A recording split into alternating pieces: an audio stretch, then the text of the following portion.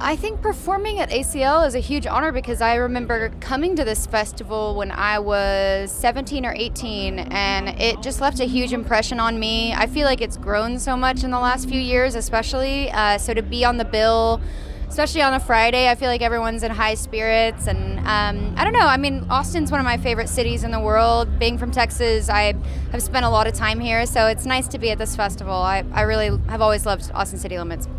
I've certainly grown a lot since I moved from Texas to Nashville, just as a songwriter. Nashville is such a songwriter's town, but I think Texas, being from this state and having so much pride for it, I will always be rooted in this music scene.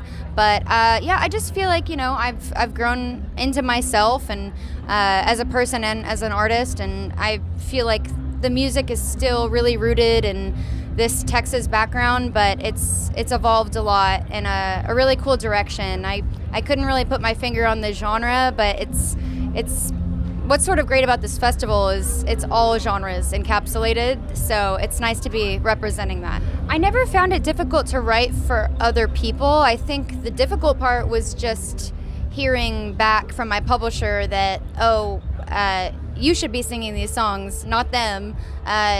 Because I was starting to write songs that reflected me so uniquely, so I feel like it took me the longest to figure out, I should probably be making a record and just, get that confidence back. But it all happens in time.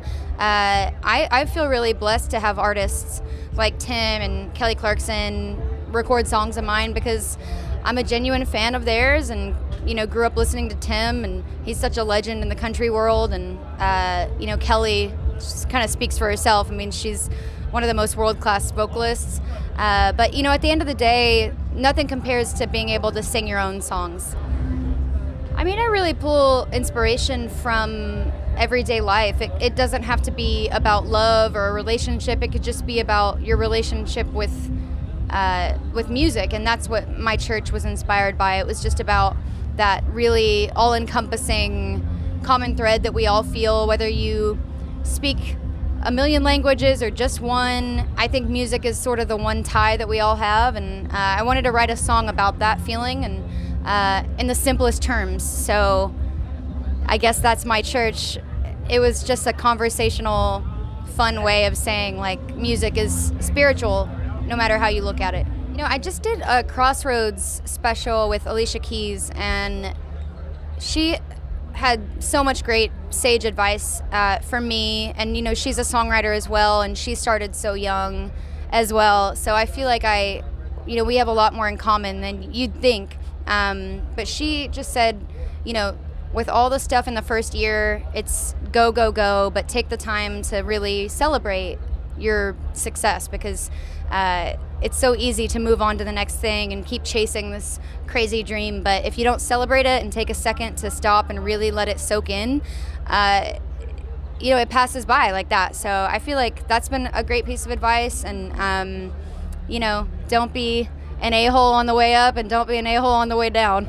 I mean, I know when I walked away from the mixing board and said that's a wrap on Hero, I took away from it that I felt a sense of peace. I felt a sense of more understanding in myself. And I hope when people listen to it, they take that away. But I hope in the simplest terms, they listen to my record and they just think, that's exactly how I would say it.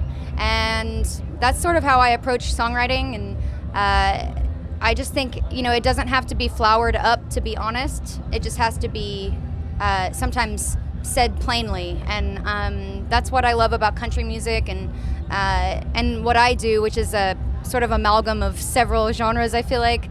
I just want to keep it true, keep it conversational, and keep it me. So I hope people take that away from it. Hey, I'm Maren Morris, and I'm hanging out at Austin City Limits Festival with GRAMMY Pro.